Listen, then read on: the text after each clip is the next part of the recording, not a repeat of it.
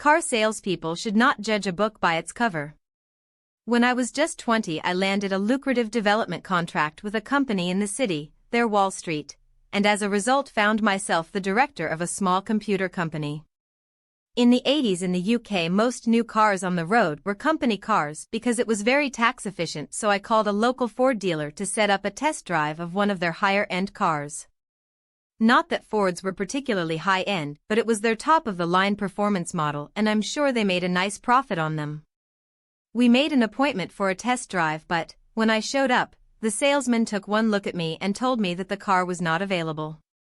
He was very dismissive, and when I pointed out that we had an appointment, he said, "Yeah, well, we don't have a car."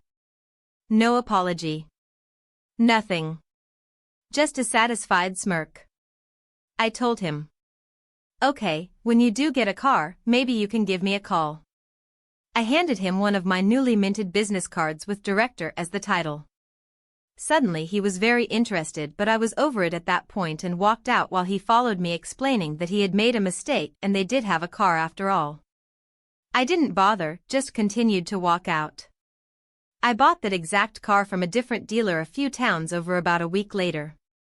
The first service was at 600 miles and was included in the purchase price, but I could take it to any Ford dealer, so I made a point of going to the one that had ignored me. The service desk was very close to the salesman's desk, so I made a big show of handing over the key to my new car and loudly letting them know that it was here for the 600-mile service.